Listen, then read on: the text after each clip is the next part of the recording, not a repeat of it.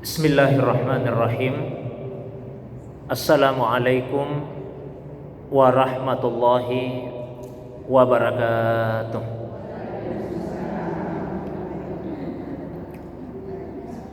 Alhamdulillahi rabbil alamin, wal aqibatu lil muttaqin, wala udwana illa 'alal zalimin. Wassalatu wassalamu ala sayyidil awwalin wal akhirin, sayyidil anbiya'i wal mursalin, sayyidina wa habibina wa syafi'ina wa maulana Muhammadin wa ala alihi wa ashabihi wa ala man ittaba'an nur alladzi unsila ma'ahu ila yaumiddin. Amma ba'du. Ibu-ibu sekalian yang semoga dirahmati, dimuliakan oleh Allah Subhanahu wa taala. Alhamdulillah, segala puji tentunya hanyalah miliknya Allah Subhanahu wa taala semata-mata. Dialah Allah yang Maha Pengasih, Maha Penyayang. Allah yang mencipta, menjaga dan memelihara seluruh alam semesta. Allah yang maha memiliki, maha menguasai hari pembalasan. Hanya kepada Allah sajalah kita semua beribadah, dan hanya kepada Allah sajalah kita semua beristi'anah, meminta pertolongan. Salawat dan begitu pula salam penghormatan semoga senantiasa Allah curahkan kepada kekasih kita Rasulullah Muhammad sallallahu alaihi wasallam, begitu pula kepada keluarga beliau, para sahabat dan juga pengikutnya yang senantiasa istiqamah menghidupkan sunnah Nabi sallallahu alaihi wasallam. Beliaulah Nabi yang telah mengajarkan kepada kita, bahkan memberikan contoh keteladanan bagaimana semestinya menjalani hidup di dunia ini, sehingga kita bisa mendapatkan kebahagiaan, kebaikan dan keselamatan bukan hanya di dunia, tapi yang jauh lebih utama, kebahagiaan, kebaikan dan keselamatan di akhirat kelak. Beliaulah yang memberikan contoh bagaimana beribadah yang benar dan beribadah yang baik kepada Allah Subhanahu wa taala. Ibu-ibu sekalian yang semoga dirahmati, dimuliakan oleh Allah Subhanahu wa taala. Sore ini kembali kita dihadirkan, dipertemukan oleh Allah dalam majelis yang semoga dimuliakan ini untuk sama-sama menambah pengetahuan agama, terutama secara khusus sesuai dengan tema yang diamanahkan, yaitu mengenai tujuan hidup di dunia. Tentu kita semua sudah sangat memahami bahwa kehadiran dan keberadaan kita sebagai manusia di dunia ini bukan atas kehendak kita. Bukan kita yang menginginkan, Bu ya, sehingga kemudian kita ada di dunia ini. Tapi semua ini adalah kehendak dari Allah Subhanahu wa taala. Allah Subhanahu wa taala yang menciptakan manusia, lalu kemudian Allah Subhanahu wa taala yang menempatkan manusia di muka bumi ini. Sangat banyak ayat Al-Qur'an yang menjelaskan hal tersebut. Bahkan sejak wahyu yang pertama diturunkan kepada Nabi sallallahu alaihi wasallam, hal yang sangat mendasar itu sudah disampaikan. Bismillahirrahmanirrahim. Iqra bismi rabbikal ladzi khalaq, khalaqal insana min alaq. Bacalah dengan nama Tuhanmu yang telah menciptakan. Dia telah menciptakan manusia dari alaq, sesuatu yang menempel di dinding rahim, atau menurut sebagian ulama dari segumpal darah. Di Al-Quran juga Allah merinci tahapan-tahapan kejadian manusia. Misalnya pada surah Al-Mu'minun ayat 12 dan 13, Allah Subhanahu wa taala berfirman, "Wa laqad khalaqnal insana min sulalatin min tin, tsumma ja'alnahu nutfatan fi qararim makin, tsumma khalaqnan nutfata 'alaqa, fa khalaqnal 'alaqata mudghah, fa khalaqnal mudghata idhama, fa kasawnal idhama lahma, tsumma ansha'nahu khalqan akhar, fatabarakallahu ahsanul khaliqin." Dan sungguh kami, kata Allah, telah menciptakan manusia dari saripati tanah, itu yang pertama. Kemudian kami menjadikan saripati tanah itu menjadi nutfah, spermatozoa, yang ditempatkan dalam qarar makin, tempat yang kokoh, yaitu rahim ibunya. Kemudian nutfah tadi dijadikan menjadi alaqah, sesuatu yang menempel di dinding rahim. Kemudian alaqah itu dijadikan mudghah, sekerat daging. Lalu kemudian sekerat daging itu diubah menjadi lahma, tulang belulang. Kemudian yang keenam, tulang belulang itu dibungkus dengan lahma, dibungkus dengan daging kembali.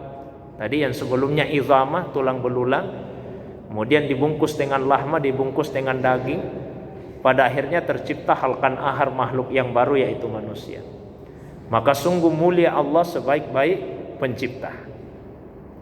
Jadi pada intinya, hadirnya manusia di atas dunia ini bukan atas kehendak dirinya sendiri, tapi atas kehendak dari Allah Subhanahu wa taala.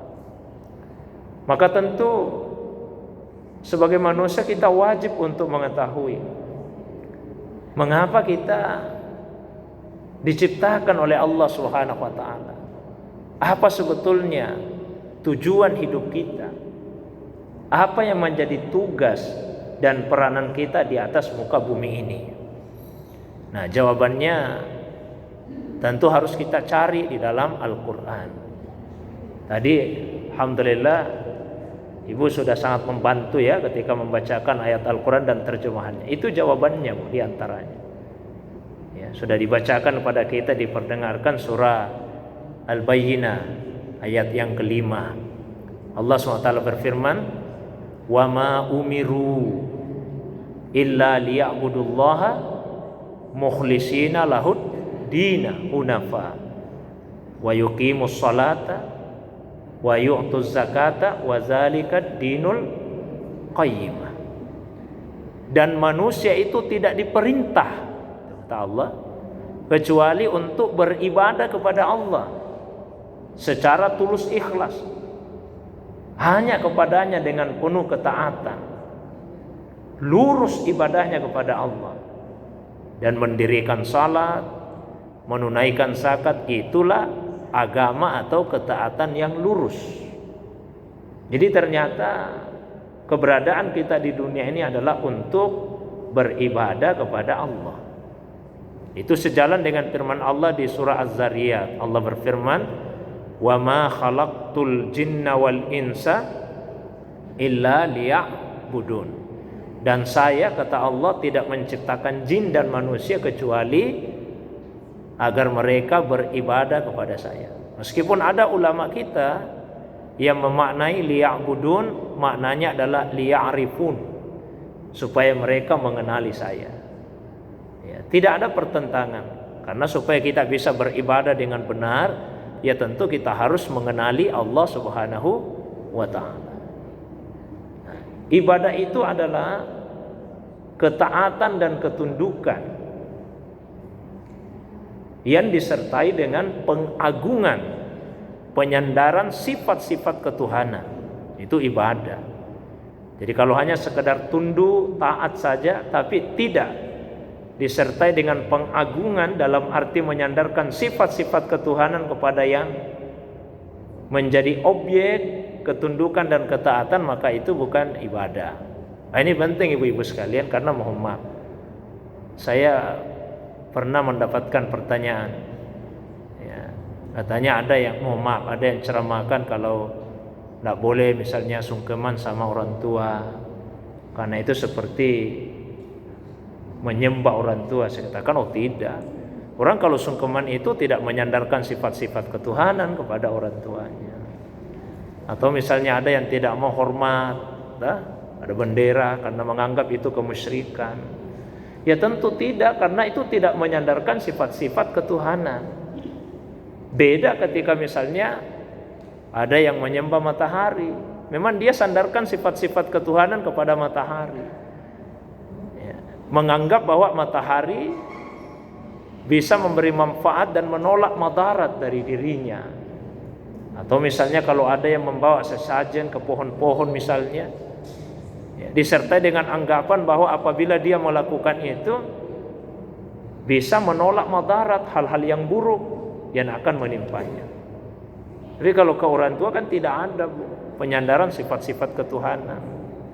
Jadi ibadah itu tunduk taat disertai dengan pengagungan, penyandaran sifat-sifat ketuhanan. Ibadah itu sendiri oleh ulama kita dibagi dua macam. Ada namanya ibadah khassa, ibadah khusus. Biasa juga disebut ibadah mahda, ibadah murni. Ada ibadah ammah, ibadah umum, biasa juga dinamakan dengan ibadah gairu mahda. Ibadah khassa atau ibadah mahda, ibadah murni, ibadah khusus, yaitu ibadah yang tata caranya atau waktunya atau tempatnya atau bahkan dua atau tiga-tiganya sudah ditetapkan secara pasti, sehingga tidak bisa kita mengadakan perubahan-perubahan di dalamnya karena sifatnya permanen. Contoh Bu ya, salat itu ibadah mahda, tata caranya sudah diatur, tidak bisa kita ubah-ubah. Tidak bisa misalnya tiba-tiba ada yang berkeinginan, bagaimana kalau sudah ruku tidak usah bangkit lagi berdiri, langsung saja turun sujud. Wah, tidak boleh. Ini ibadah mahda, tidak bisa diubah. Waktunya sudah ditentukan, tidak bisa kita undur, tidak bisa kita majukan, ya, kecuali dalam kasus jamak Bu ya. Tidak bisa misalnya karena kita susah untuk bangun di waktu subuh, bagaimana kalau sekalian salat subuhnya jam 7 pagi saja? Tidak boleh. Ada waktu-waktu yang dilarang sebaliknya. Jadi salat ibadah mahda. Puasa juga ibadah mahda. Waktunya sudah ditentukan. Yang wajib ya di bulan Ramadan. Tentu tidak bisa Bu ya, ketika misalnya Ramadan bertepatan dengan musim kemarau, kita mau pindahkan, bagusnya di musim hujan saja deh supaya agak enak puasanya. Kan tidak boleh. Haji itu ibadah mahda. Tempat-tempat tawafnya, sa'inya, wukufnya sudah ditentukan, waktunya juga ditentukan. Tidak bisa misalnya daripada daftar tunggunya sampai lebih 10 tahun. Bagaimana kalau sepanjang tahun saja orang bisa haji? Ya, tidak harus di bulan Zulhijjah wukufnya, tidak boleh, karena ini ibadah mahda. Tapi ada jenis ibadah yang kedua, ibadah amma, ibadah yang bersifat umum, ibadah ghairu mahda. Apa itu? Semua aktivitas hidup yang dilakukan dengan tujuan untuk mendapatkan ridhanya Allah. Jadi apapun yang kita lakukan dalam hidup ini, sepanjang dilakukan dengan tujuan untuk mendapatkan keridaannya Allah, maka itu ibadah. Itu ibadah. Apapun yang kita lakukan. Jangan menganggap ketika ibu-ibu misalnya mengurus urusan rumah tangga di rumah, melayani suami, mengurusi anak-anak, ya, membersihkan rumah, memasak, mencuci, menyapu. Jangan menganggap bahwa itu bukan ibadah sehingga tidak ada pahalanya. Itu ibadah selama ibu melakukan itu dengan tujuan untuk mendapatkan ridhanya Allah. Caranya bagaimana? Ibu punya kesadaran bahwa saya ini sebagai istri diperintah oleh Allah untuk taat sama suami. Maka saya akan taat kepada suami supaya Allah yang memerintahkan kepada saya, ridha kepada saya. Maka ibu beribadah. Saya ini sebagai seorang ibu diperintah oleh Allah untuk mengurusi, merawat, menjaga, memelihara anak-anak saya. Maka saya akan lakukan perintah Allah itu supaya Allah ridha kepada saya. Jadi ibu melakukannya untuk mendapatkan keridhaan dari Allah Subhanahu wa ta'ala. Maka itu menjadi ibadah. Nah, disitulah letak pentingnya niat. Situ letak pentingnya niat. Niat itu paling tidak ada 3 fungsinya. Ya, salah satunya yang berkaitan dengan apa yang saya jelaskan tadi. Fungsi niat yang pertama, Bu, membedakan antara ibadah dengan yang bukan ibadah. Ya. Ini yang saya maksud ibadah yang murni dengan yang bukan ibadah murni. Contoh, ada 3 orang tidak makan dari subuh sampai maghrib, 3-tiganya tidak makan. Seorang bapak, seorang ibu, kemudian seorang anak muda, 3-tiganya tidak makan. Si bapak ditanya, Pak, kenapa bapak hari ini tidak pernah makan? Terus dia jawab, saya puasa sunnah, saya ingin menambah kedekatan saya kepada Allah. Itu ibadah, Bu. Karena niatnya seperti itu, taqarrub ilallah. Terus ibunya ditanya, kalau ibu, kenapa ibu tidak makan juga? Saya ingin turunkan berat badan, saya diet. Kira-kira itu ibadah atau bukan, Bu? Bukan kan? Tujuannya mau diet ini. Yang anak muda ditanya, bisa kalau nanti jadi ibadah mahda. Nanti dilihat niatnya, ibadah gairu mahda maksud saya. Kalau misalnya untuk menyenangkan hati suami supaya Allah ridha, itu jadi ibadah. Itu bagian ketiga nanti, Bu. Terus anak mudanya ditanya, kalau ada kenapa tidak makan hari ini? Saya ini mahasiswa, kiriman saya belum datang dari kampung halaman, terpaksa saya tidak makan. Itu juga bukan ibadah, keterpaksaan. Ibu sebelum kesini tadi sempat mandi, Bu, ya? Mandi, Bu. Ya. Tiap hari mandi kan? Ya. Mandi itu ada mandi ibadah, ada mandi yang bukan ibadah. Cara mandinya mungkin sama, tapi yang membedakan niatnya. Jadi niat itu penting. Fungsi niat yang kedua membedakan antara satu ibadah dengan ibadah yang lain. Karena banyak ibadah yang sama bentuknya, tata caranya. Orang salat sunnah rawatib, salat sunnah qabliyah ba'diyah, salat sunnah wudu, salat sunnah taubat, salat sunnah hajat, kan tata caranya sama saja. Yang menjadi pembeda adalah niatnya. Orang puasa Senin, puasa Kamis, puasa qada, puasa nazar, puasa hari-hari putih, puasa selang-seling, puasa Nabi Daud, kan sama bentuknya ini. Pokoknya tidak makan dari subuh sampai maghrib. Yang menjadi pembeda adalah niatnya. Terus fungsi niat yang ketiga, ini yang berkaitan dengan bahasan kita.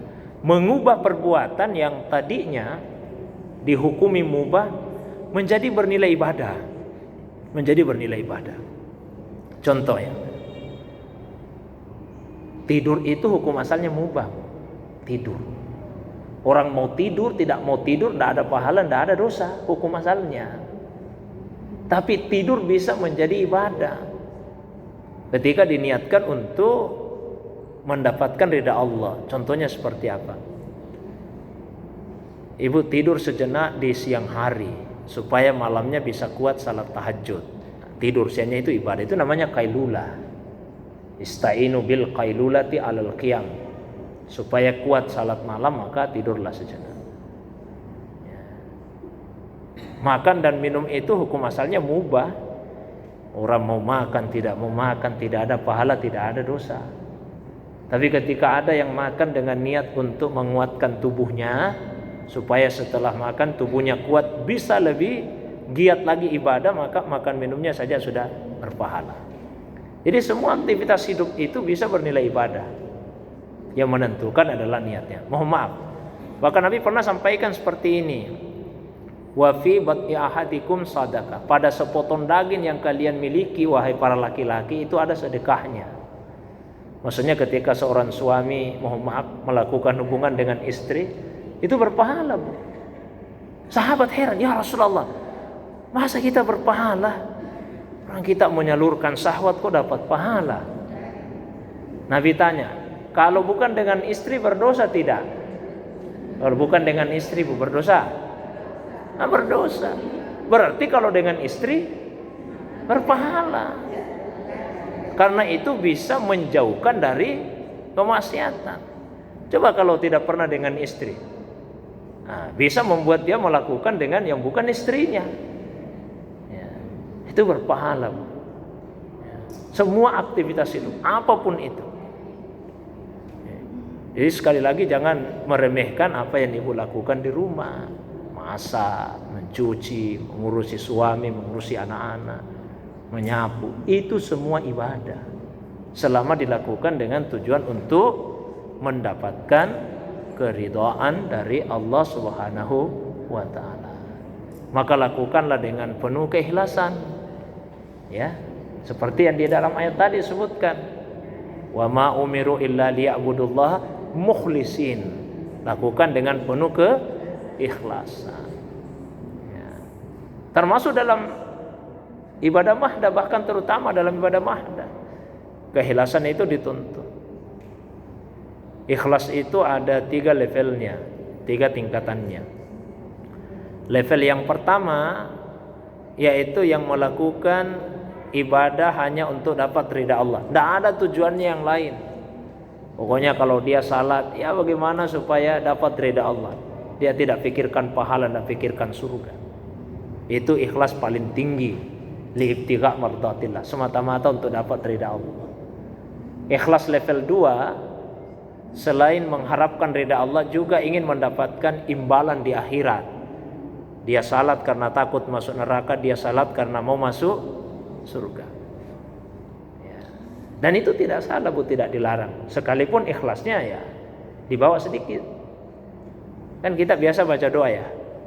Allahumma inna nas'aluka ridhaka wal jannah wa na'udzubika min sakhatika wan nar. Ya Allah, kami mohon kepadamu ridhamu dan surga. Bukan cuma minta ridha tapi minta juga surga. Dan kami berlindung kepadamu ya Allah dari murkamu dan api neraka.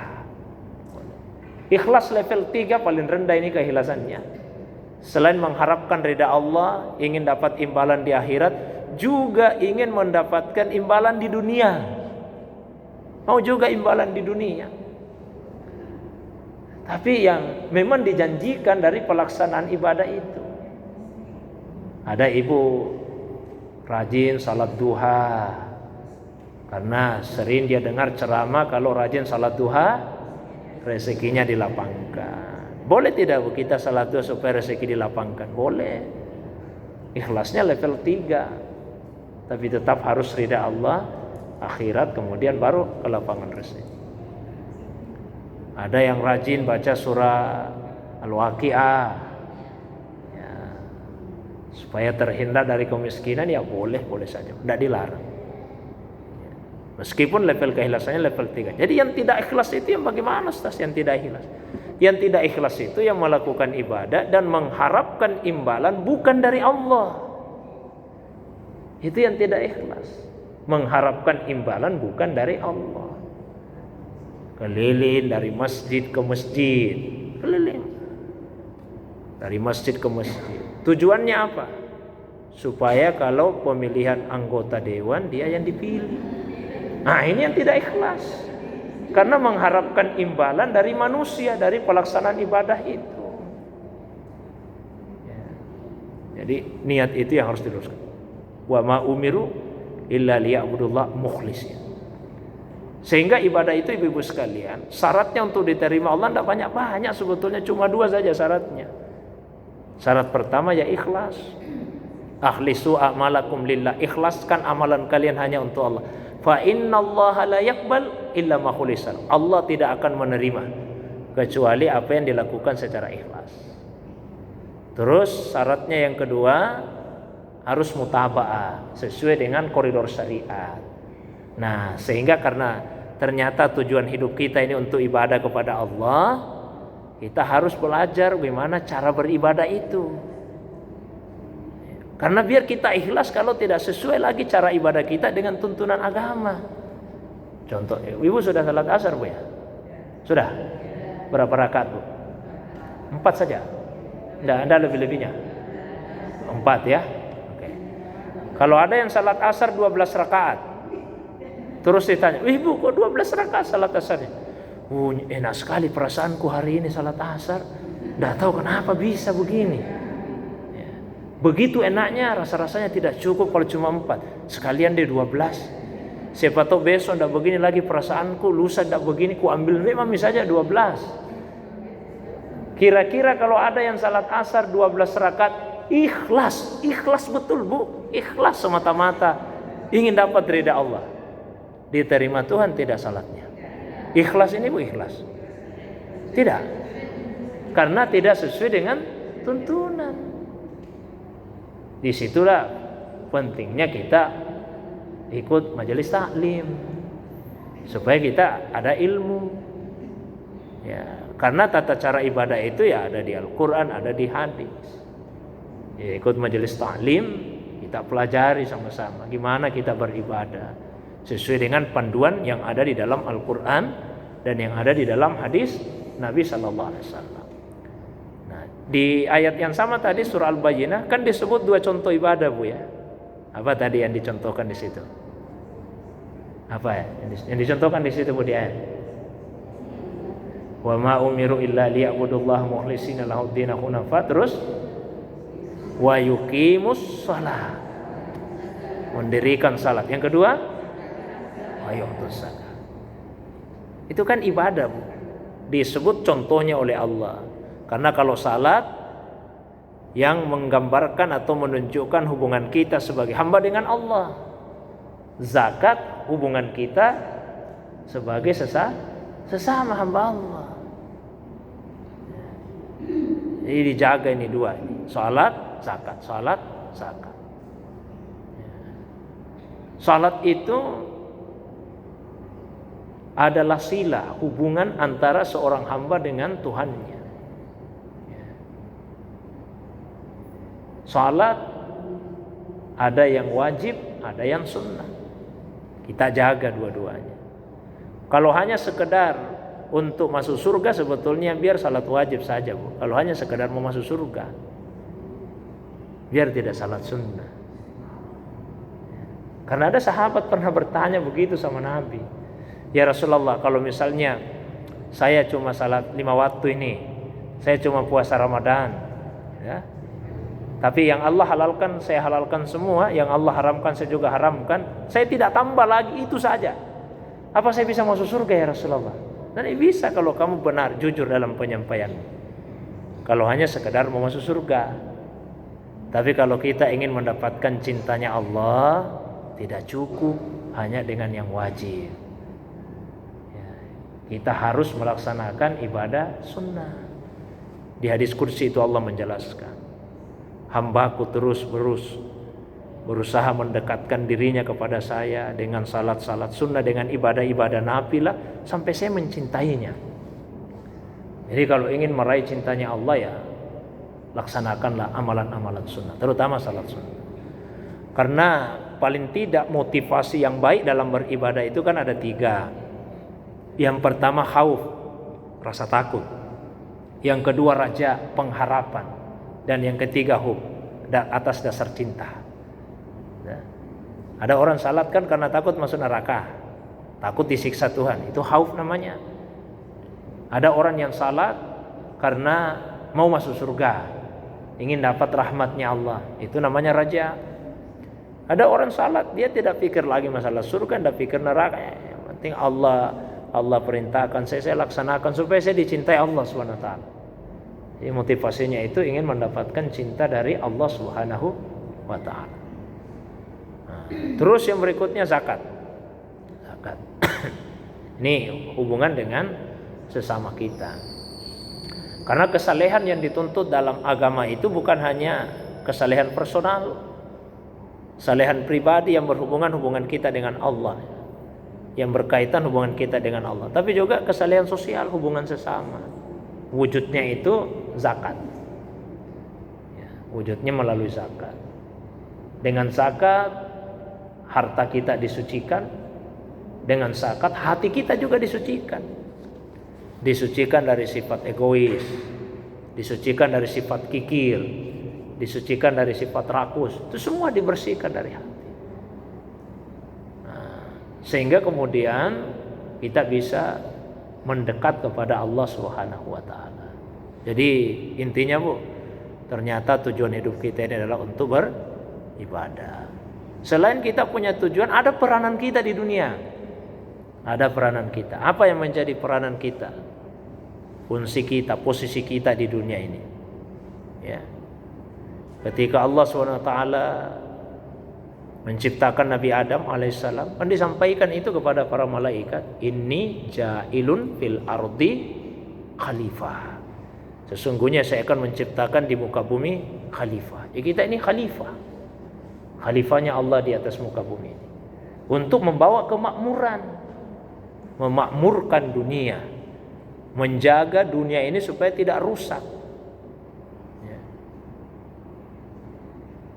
Menjaga dunianya dan menjaga umat manusia ada di dunia, supaya semuanya dalam keadaan soleh, dalam keadaan yang baik.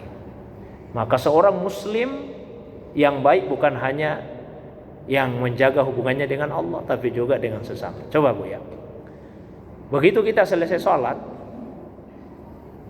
ditandai dengan ucapan, selesai sholat itu ditandai dengan ucapan salam, assalamualaikum warahmatullahi, assalamualaikum warahmatullahi.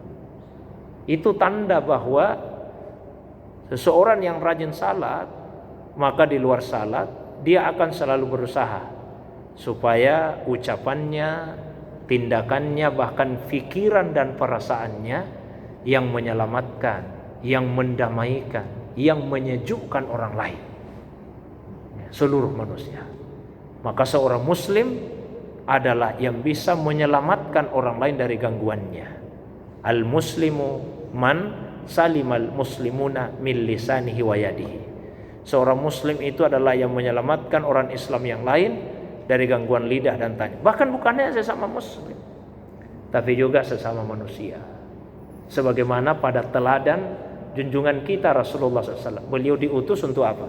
Wa ma arsalnaka illa rahmatan lil alamin. Kami tidak mengutusmu ya Muhammad sallallahu alaihi wasallam kecuali untuk menjadi rahmat bagi seluruh alam semesta. Nah, kita teladani itu.